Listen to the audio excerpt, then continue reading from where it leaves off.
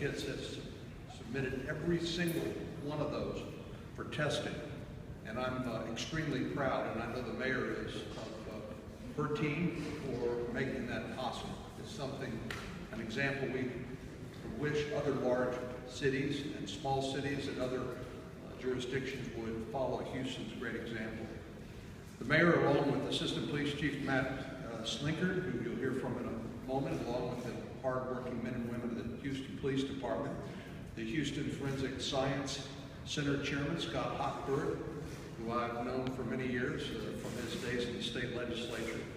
But together with the entire team of the center, all have come here together to set an unmistakable example for the rest of the country and certainly the rest of the state. I also want to thank a special person who has appeared at many of these events with me around the state, and that's my friend Lavinia Masters, who you'll hear from here in a moment. She represents RAIN, which is a national organization that's been she's been one of the strongest supporters for this reauthorization of the Debbie Smith Act around the country. She was standing with us 2 years ago and is here again with us today as a courageous example for all survivors to let everyone know that you don't have to just accept the results of your misfortune, but you can actually make something positive out of it. And she's used her heroic story of survival to give strength to others and to put a face on this important fight. We're also joined by several other individuals that the mayor has named who've worked on the front lines to assist survivors, and from dedicated nonprofit organizations to the specialized medical staff who care for the victims. And I'm proud to be up here with all of these heroic people. They're the ones actually doing the hard work on the front lines day in and day out. But we're here 1 week after President Obama has signed the Debbie Smith Act, and as our nation observes the National Domestic Violence Awareness, united behind the common cause of eliminating this rape kit backlog.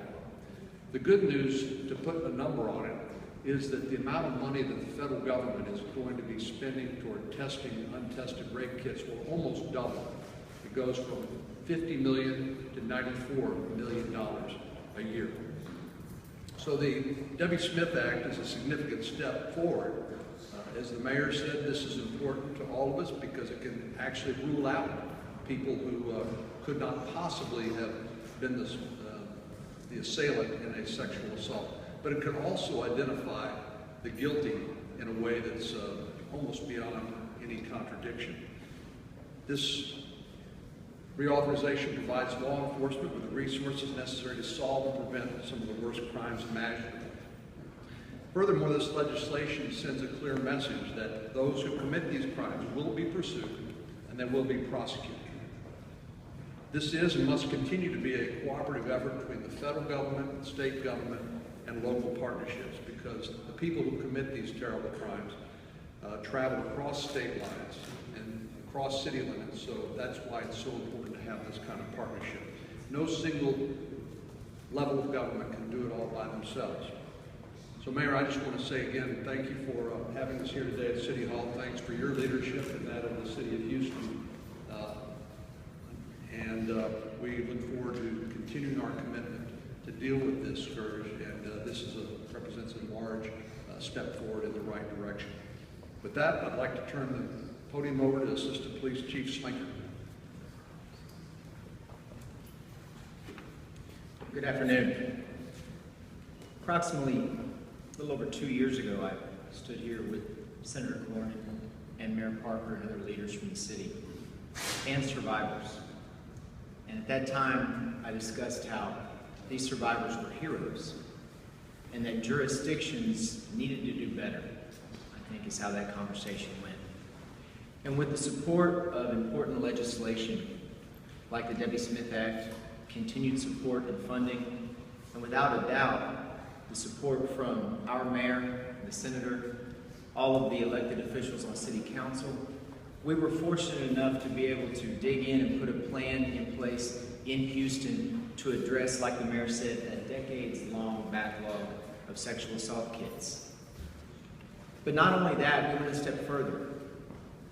And we decided to put forth an entire DNA clearance plan that would clear all DNA testing that was waiting to be done in the city of Houston, so that the soon-to-be Houston Forensic Science Center, led by Dr. Daniel Garner and Chairman of the Board Scott Hochberg, could move forward with good independent science, just like the 2009 National Academy of Sciences report called for, without having to deal with a decades-long backlog.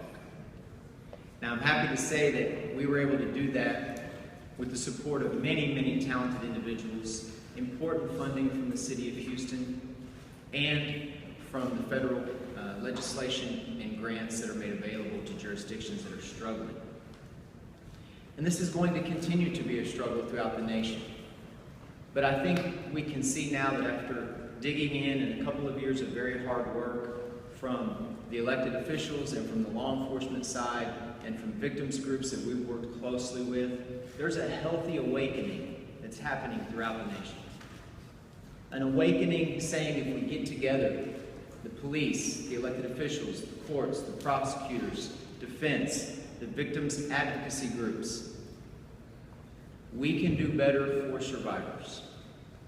I hope that this is just the beginning, what's occurred here in Houston, of what will take off throughout the nation as people try to tackle this problem together and be more responsive to victims' needs. Now, also joining me here today is Captain Jennifer Evans of our Special Victims Division. Captain Evans' team is doing an excellent job in leading the investigative follow-up that will be with any jurisdiction that tries to tackle this problem. Please remember, as we have stated many times before the Public Safety Committee of Council and in previous briefings, the testing for any agency or any jurisdiction is step one. Following the testing, there will be an investigative follow-up process that will be with that entity or entities for sometimes years to come, depending on the size of the backlog that was tackled. And that's where we are now. And we've shared that through regular updates, through the Public Safety Committee, and other ways that we can be responsive to the community and your questions. Now, Chairman Scott Hochberg in a moment will be able to address some of the issues as it relates to the CODIS national database that most of you are familiar with, because the Houston Forensic Science Center is responsible for the CODIS guidelines and entries into CODIS. But with regard to the follow-up investigative process that Captain Evans and I have discussed, let me just handle that right now. And we'll talk about that issue, the numbers that we can share with you, because keep in mind, our response is about survivors. And we want to make sure we don't jeopardize any active or ongoing investigation as we go through this follow-up process. To date, we have 0 false arrest hits, meaning anything that would indicate that results that have come back have led us to believe that someone was wrongfully incarcerated. Keep in mind, the mayor and others that are in leadership on this issue have said from the beginning that that could potentially happen one day. But we are ready to deal with that. And it must happen. If somebody can be exonerated through this process as well as being responsive to survivors, how important is that we must do that? To date, 0 false arrest confirmations, 58 arrest confirmations is what we've received to date based on CODIS hits that we've looked into, meaning the original arrest was confirmed through the testing that was done, and 20 new charges filed. Now keep in mind, every single case is specific, so we will not delve into the specifics of any active investigation in this forum, but we will continue to be responsive to those issues through those forums like the Public Safety Committee of Council, so that we can let everybody know how the investigative follow-up is progressing. With that, thank you. Thank you for your support, the support of our City Council Mayor and Senator Cornyn on this issue. And it's my pleasure to introduce Chairman of the Houston Forensic Science Center, Mr. Scott Hochberg. Thank you, Chief, and thank you for your support throughout this process. You've been a tireless advocate from the very beginning on getting this process done and done right. On behalf of more than 160 hardworking staffers at the Houston Forensic Science Center, thank you, Senator Cornyn, for your hard work and diligence in getting the Debbie Smith Act reauthorized. I've learned that no matter how noble the cause or how urgent the need, there is no such thing as an easy bill. And so thank you so much for your leadership on this issue. And thank you, Mayor Parker, for your leadership in finding city funds to complete this project, and Councilmember Christie for your support. And Mayor, for your insistence that every unanalyzed case in the property will be analyzed.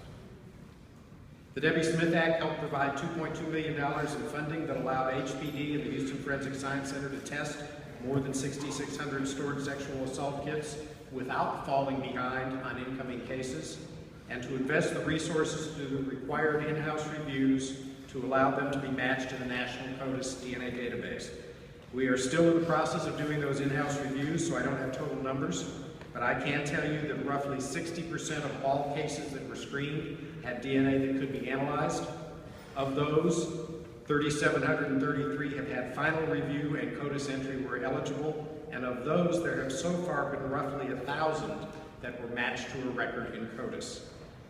That information, as the Chief mentioned, has been turned over to HPD, and HPD is now investigating all of those cases. Now, just to be clear, since there's a large difference between that number and the one you heard from Chief Slinkard, these are not necessarily new identifications. How this information fits into any particular case is being determined by HPD's investigators. So an obvious question is, how do we make sure going forward that we don't get back into the same position we were in before this project started? First, under a process initiated by HPD and now required under state law, all new sexual assault kits are scheduled for testing without requiring a specific request from an investigator. There will never be a question about whether we would have learned anything important from the results of the kit, because that investigator will always have that information. Every victim will know that the evidence they were willing to provide will be analyzed. There is also now a multidisciplinary team that includes the Houston Area Women's Center, university researchers, police, prosecutors, and the Forensic Science Center to continue to look for better ways to bring justice for victims. And we continue to improve our capacity with the help of the federal government. The Houston Forensic Science Center was recently awarded another $1.26 million from the National Institute of Justice, a grant that is interlinked with the Debbie Smith Act. This grant will go toward buying additional high-tech equipment that will make the lab more efficient and further assist in our goal of doing accurate, timely analysis. Houston is an example of how the money coming through the Debbie Smith Act can be used to solve a problem that plagues cities across the country, and is a prime example of federal and local leaders working together to create a solution. It is now my honor to introduce Ms. Lavinia Masters. Ms. Masters represents the Rape, Abuse, and Incest National Network, which is the nation's largest anti-sexual violence organization. Ms. Masters. Greetings. I am Lavinia Masters, and I am a survivor of sexual assault. My story is at 13, someone broke into our home in the Dallas area and violently raped me at knife point. I did not know who my perpetrator was. I did not know where he come from, and I do not know why he chose me. But today, as I stand before you as a survivor, I am glad that I was chosen. To some, that may sound twisted, but to me, it's an honor to be able to stand with people like Senator Cornyn, Mayor Parker, and everyone else on the panel that decide that victims do matter. We have a voice, no matter how old our cases are of being a victim. My case was solved over 20-something years later after sitting on the shelf. Looking at me, you see I am a person, I am human, I bleed, I have feelings, I have emotions. But sitting on that shelf, I felt like I was just something that sat on the shelf. And I'm thankful today to be a part of the reenactment of the Debbie Smith Act for the funding to go forward so other lives will be free, other lives can be survivors, and no longer live in the pain and the agony that I endured for so many years. I will continue to be a voice for victims. I will continue to speak for them, such as my friend Sante Everson, such as my mother who recently passed, is also a victim of sexual assault, and so many other victims that don't have a voice that sit on the shelves. And we wait for whatever reason, whatever purposes we had, we waited. But now we have John Cornyn who's here and he goes, you know what? These people have lives. We have to move forward. We're going to make right out of wrong, and I am thankful to be able to share in that today. I'm thankful that those perpetrators that sit behind bars and who didn't get the proper punishment they deserve as far as being rapists, who thought they were going to get out and not be known, that could have easily moved into your neighborhoods, violated your family members, they will get the justice that deserve it as far as knowing what they are capable of. The crime of sexual assault is a heinous crime. I'm not a person of hate, I'm a person of love.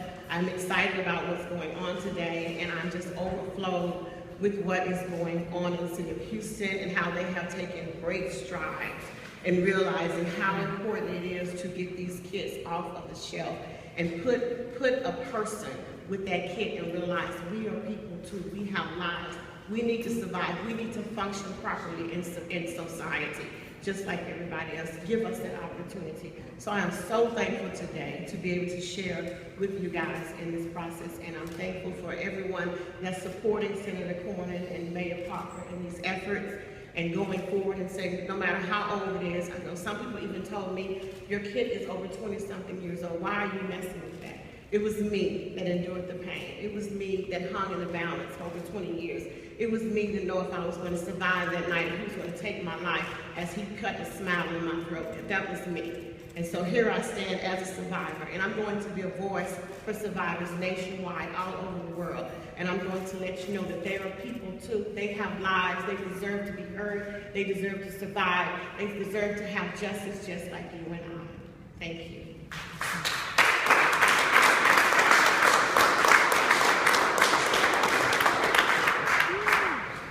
Not there's much else to be said after that. Are there questions? No?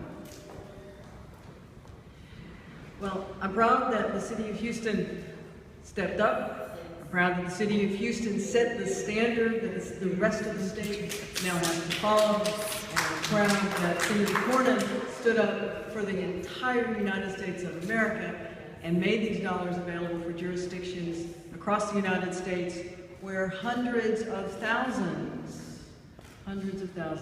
of untested sexual assault kits have languished on the shelves for many decades.